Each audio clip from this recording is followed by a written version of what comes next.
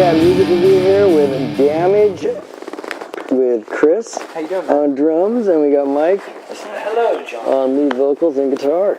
Chris Moore and Mike Neufeld. So what's going on, guys? Just enjoying another night in paradise. Yeah, man. You know? All good. Just here. So we just caught you guys a few weeks ago playing with Dave Lombardo's new band, and Steel Grave, and Yeah. you guys brought it. What's going on in the world of Damage these days? I know you guys were on a bit of a hiatus for a couple of years. Yeah. Took a few years here off while I somehow bought a bar. And, Somehow ended up with this Gaslamp place. that interrupted the mojo there for a while. So, but yeah, the past few months we've gotten back together and we've done a couple of shows, and it's like a lot of bands say when they take some time off. You know, when the time's right, you know it, and it just feels so fresh and feels so good. And these guys really were the ones who motivated me, quite honestly, to start getting after it again. And now it's exciting. We're writing new stuff and pushing it out, doing shows, and it's fun. It's great. Yeah. There's obviously a really big 90s vibe, especially on a lot of the songs off of Truth of Consequence, which you can get on iTunes. But like songs like God, the intro, it's almost Tool-esque. You got that bass line, and every single day it's almost got a revolver kind of vibe. Forgive Me could have been something off a Jar of Flies, some Alice in Chains. Growing up, what were your guys' influences in playing? It's funny. We probably have two pretty diverse backgrounds. Chris and I, from in terms of musical interests. Although a lot of the same stuff. I think. Probably roots in classic rock, but more '90s. Just like some of the bands you named, and those elements come through. Like any band. You don't necessarily set out to write to a formula, but the bands that we grew up listening to, like Alice in Chains and like Guns N' Roses and Nirvana, and as we transitioned out of the late '80s into the '90s, that kind of stuff. Soundgarden, really I think shaped everything that I like to work on and do. And Chris has his own spin on that. What were some of your influences? Because you've got kind of a little thrashy vibe going on with some of your drumming. Yeah, no, it's more diverse than I could go into in a couple of minutes. But all the way back to Led Zeppelin, and Van Halen, and that kind of stuff. But then really. Sort of musically, because that was more, drum and kind of go out, instrumentally go out and do it, Rush and all that kind of stuff. Oh, yeah. But really more stuff like Fuel was probably one of my favorite bands of all time, and Offspring, bands like that, and Into Blink, and Green Day and some of that stuff, and Alkaline Trio. Even today, their new album is phenomenal. So it's as I say, it's really diverse. But we were talking about Tool recently, and I love that stuff. And so there's elements of that. And sort of as a musician, drumming wise, I'm always trying to kind of challenge myself and push a little bit, learn something new, figure out a new pattern on the drums or something. And so nothing fits that bill better than listening to Tool for a couple of minutes. They've got the whole sacred geometry thing, and the drums have to be set a certain way. I mean, there's a science behind that. Yeah, man. No, and it's cool because when the way that weaves itself into the music and how those guys put it together is truly magic. So what's coming on the home stretch for you guys? What do you look? What's 2013 looking like for Damage? We're writing, and we want to push out a bunch of new tracks. And like any band, we like to play the old stuff, but I think we're driven more by the creative process at this point in our lives. And so there's some interesting stuff coming through on what we're doing here, and these guys are really pushing me now. They really are. I'm kind of they're sending around files, and laying down guitars and bass and drums. Okay, Mike, time for you to write some lyrics. Okay, God, you guys are all over it. This is great. It's exciting. Well, see, and the thing is that's cool is that because of the miracle of modern technology. So my studio is in Santa Ana, and I've got a drum kit fully mic'd, ready to go, with a full recording rig all set. So if Jerry, the guitar player, comes up with a riff, he emails it to me. I'll throw it into my system. I'll put it into my rig, play something on it, and then I'll send it to Mike, and then Phil, the bass player, and I'll be like, "Okay, guys, here you go." And so we could literally in a day have something, a working idea that we could then bring into rehearsal and rock something. Whereas in the past it was such a laborious process, Yeah. such a time-constraining process, and now you hear this from bands all the time. Guys don't even live in the same city anymore. Yeah. That's absolutely right. You're on tracks, and it's super easy now, and it just makes the process a lot of fun. So that when we do come into rehearsal, we're all very familiar already with each other's work on a particular new song, and it just picks it up from there. Yeah. There you go. And that's the whole idea, doing your homework outside, bring it in together so your rehearsal time is really well spent. You're not sitting around trying to, work over all these ideas that you, have already spent the time on. And it's nice because then you can just get together and everything, then you're working on really making it gel, making the, the magic happen. So. Do you guys ever do like any road testing with the songs, like, or is it usually just studio comes together, or will you actually take them out and play them and see? In 09, which was the last tour we were at with Tesla in 09, and we actually added a new song that wasn't even on the Truth and Consequence album. That's right. It's called Empty Soul, and we decided to add it because we really liked it, and we tried it out, and it got very well received on the first show, and so we just kept playing it. So really very much in a live environment, rolling out stuff sometimes, because that's the best litmus test, right? It doesn't the crowd response, or doesn't it, and you just know. And so that makes it fun, but that makes it also stressful, because you know what your go-tos are, you know what people like, and you can play it safe that way, right? Which is smart business, to some degree, but it also, I think, undermines the whole point of the band, the creative process, and so it's exciting to walk out a little bit like that on a plank, and if it works, it works, and when it doesn't, it you know that too, and so but it's all fun. Yeah. It's all fun. And that's the whole thing, I think, is the exciting part of doing it and playing live is the more you do it, the more you sort of understand what people are, what they grab onto, what they connect with, and what they don't, and then we can, adjust as needed. So. It's cool to hear that, because as a fan of music, you always wonder when you're seeing those bands, are they really vibing off the crowd? Did they just see me throw up the horns? They know I'm digging it, So do you guys definitely pay attention to the crowd? I look for that, man. I totally feed off of that. I'm looking for somebody in the crowd, and if I get that vibe, I saw it when I saw Coheed and Cambria open for Maiden. Claudio Sanchez looked at one guy and was like, "Yeah," and it just that I was like, "That's exactly how I am." You see Chris all the time locking eyes with people in the crowd, and that's his focus more than even locking eyes with me or anybody in the band. It's just like he's just with them, and that's beautiful. It's beautiful. It's awesome. As a fan, that means everything. I mean. Steve Harris ever pointed at me and was like, I'd be like, all right, I can die now, it's cool. You're dead. Right on, man. Yeah, and the whole point of it is I don't think a lot of people realize how much the band gets out of it. Yeah. This isn't just putting on a show to make money for people in an audience. I mean, the whole point of this music thing is to play live, in my opinion. It's not to sit in the studio somewhere and pump out a bunch of music. That's part of the process, but it's the enjoyment that the band gets, and if the band doesn't enjoy doing it and connecting with the people, what's the point? Right. And so I know we feel that. Yep, absolutely, man.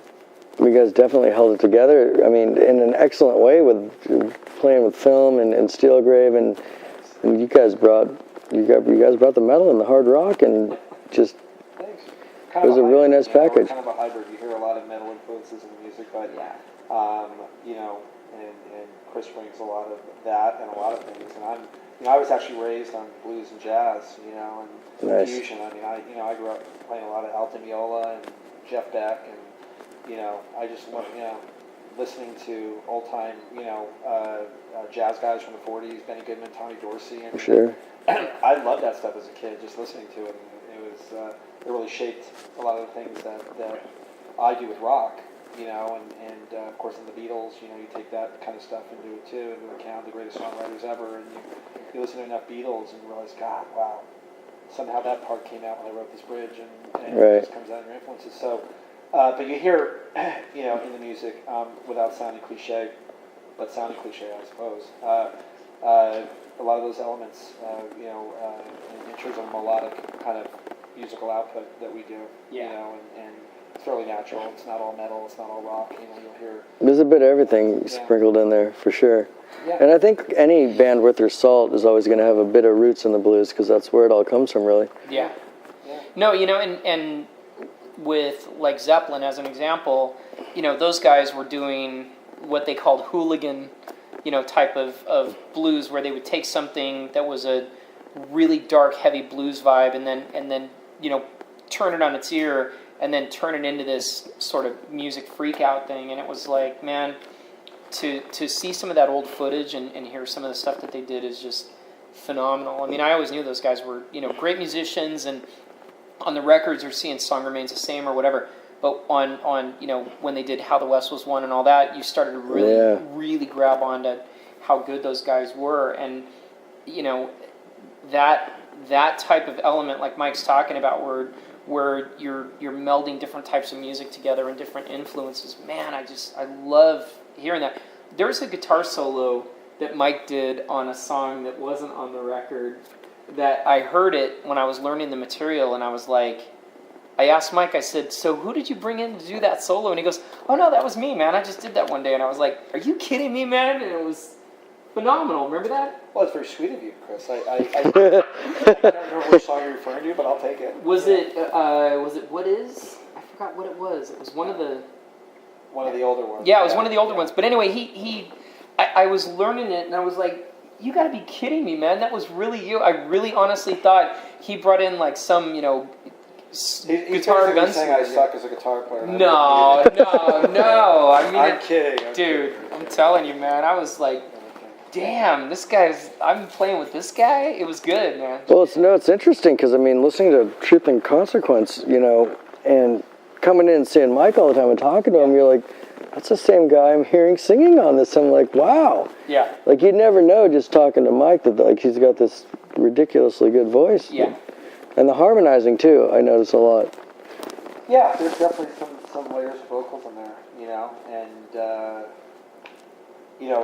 some songs are pretty straightforward, pretty simple, but I think if you spend enough time in the studio, you'll find ways to insert things into the music, which is always not always the greatest thing. But there's an old saying: you never finish an album, you just give up. Yeah. Meaning you stop touching it, you stop adding things, you stop adding harmonies, because you continue to shape it and mold it, and sometimes to the point where it gets orirdone and it loses its original focus. Not to make lemons out of lemonade, because that was a very nice compliment you just gave us. And I think the point is you throw a lot at it, and then part of the fun part is stripping away. Yeah. Like, you lay down all these tracks, and then you start, okay, let's get rid of that. Yeah. That's superfluous. Let's strip it down. And then what you have left is, okay, these are the elements that fit together, Know when to walk away and just leave it alone and stop fiddling with it. Yeah. Yeah, and live, man, it's, that's the fun part, because then you can really sort of stretch out and do, maybe there was something that hit you in the studio. They were like, I wish I would have done that, but drummer-wise, there's chances that you want to take in the studio, and maybe there's a producer who says, you might want to just lay back on that a little bit. It's like, okay, but live, that's when you can, not go crazy, do that kind of thing, but you can certainly open up a little bit, I think, music. For sure, and that's what makes it fun and challenging at the same time. That's right. How helpful is it to have the Gaslamp as a place where you guys can like jam uninterrupted, unbothered? Excuse my language. I bet it'd be pretty badass. Yeah, man. Yeah. It's this is a music venue that I have, and now we don't have to go lock down anywhere or go rent a studio somewhere. Don't have to worry about 45 minutes. We got 15 more minutes, and then we're paying $100 an And hour. also the whole thing of I'm telling you, man, I've rehearsed in so many places, and there are rooms that are like bomb shelters, okay? And it's so hot in there, especially if you're rehearsing during the summer. Yeah. It's ridiculous, and you're like begging them to turn on the air, and they don't have the control on the wall in your room. They have it centrally located, so you're just in there just drenched, and you're working your ass off. It's brutal. Yeah, here we're just going to flip the switch. We have our own bar. Yeah. Yeah, right? The Gaslamp, man. It's the Gaslamp. We rehearse at the Gaslamp. Okay, It's come on. pretty cool. Yeah. The Gaslamp in Long Beach, by the way. Yeah. People hear Gaslamp. Yeah, not San Diego. San Diego That's a district. But this is a music venue in Long Beach. California called the Gaslamp. Can I give you my description of it? Yeah. What I'm saying? Yeah. I really think the Gaslamp, if I were to describe it to somebody, which I do often, it's a cross between House of Blues and Hard Rock Cafe. Is that pretty fair? I think that's a good comparison. Yes. Yeah. That was one of the first thing I noticed Love was it. taking a whiz in the bathroom. I look up and it's Eddie Van Halen's Frankenstrat just everywhere. I'm like, wow, I'm in a rock venue. Like, there's no mistaking it, you know? Yeah, that's right. So awesome. It's fun, but yeah, and we have a live environment here, so we can put on the lighting rig, or we have the stage. It's a big stage here, and so I find it really fun to rehearse here as opposed to on a audio stage somewhere or in a small rehearsal room. There's not like 10 bands waiting in line, like, hurry up, we're next. Yeah, and man. all that I've kind of done it all, nonsense. I'm telling you, this is we're spoiled now. Yeah, we are. It's good. It is good. And this guy's a phenomenal cook too. I don't know if you know that, but we'll be like, if we're laying into it for a long time, we start getting hungry. Instead of having to go out or order a pizza or something, this guy just goes in the kitchen. Oh, I didn't know you were cooking too. Grubbing down. I know the food here is awesome. I didn't know you were No, I going. think he's being overly complimentary. All I do is I get the chips and the guac out that my chef made. We have a chef Right. for a restaurant, so Chris is being awfully nice. But yes, I scoop the guacamole. from He's the good wok at scooping the into guac, the that's bowl for sure. really well, and it's very delicious. That's a hell of a rehearsal space. I mean, you've got Yeah. this giant venue with this killer sound system, Yeah. all kinds of beer on tap, a killer kitchen. I mean, what more could you want, really? He says it like that. It's I really know, cool. man. Yeah, we are lucky, right? Very lucky. That's pretty fortunate, yeah. Thanks. Very blessed. So where's a good place for people to find Damage online, people that want to follow you guys, hear the album, which you should get, Truth the Consequence. Yeah, we do have Just saying. We do have that album's up on iTunes, of course, and on every online music downloading site there is, and just search Truth and Consequence. A lot of people are in Damage, of course, and a lot of people think Truth and Consequence is a TV show, Yeah. and so the album's called Truth and Consequence. No plural on the end. Nope. And Damage, and then we of course have the proverbial Facebook page Mhm. where you can find us as well. And we'd love for you to download the record and come see us play sometime. Yeah. And when you come see them, you can buy it. Because remember, keep the musicians you love in business and buy the merch, buy the albums. Don't illegally download it, children. You're killing all my favorite record stores. I was so bummed when Tower went out of business in 06. Yeah. And I'm a teacher, so I would lecture my kids. I'm like, do you see what you've done? I used to have a rad record store down the street. Now it's gone. In the place where we have my studio in Santa Ana, downstairs is a full-on record store. They have vinyl, they have old DVDs. They've got it's amazing. What's it called? Damn. I'm like a record store like troll. I will hunt them down all day. There's Pepperland in Orange, which has got some cool stuff. I can't tell you where my studio is. I'm sorry, you guys. Top secret. I'll tell you later. Top secret. But if you come by the Gaslamp, good chance you will run into Mike. And you'll definitely run into Mike, probably Chris as well. Yeah. And there's all kinds of killer bands coming through. Legendary Derek Riggs is going to be here for Metal Jam, which is supporting a good cause for autism. Yep. That's coming up on the 27th, I think it is, a Saturday afternoon. Yeah. And that's going to be a great collection of metal musicians all raising money for autism. A great cause here. I think you might have to have him paint one of these walls. I think that would be pretty sweet. Yeah, in fact, we should probably say, again, to shamelessly plug the venue here, or more so just to inform everybody as to where they can find out what's going on. We have a website called thegaslamprestaurant.com. You can certainly find us on Facebook under Gaslamp Friends or the Gaslamp Restaurant. And we're in Long Beach, California. 6251 East Pacific Coast Highway. Yeah, that's right. Yeah. And if you want to call us, 562-596-4718. And that's where it's at. You want to hear good music? You want to see a good venue? You don't have to go too far. Right here in Long Beach, Gaslamp. Damage. Thank you, Chris. Thank you, man. Thank you Thank so you, much. Mike. Thank you guys for having us out. We appreciate it. If I stay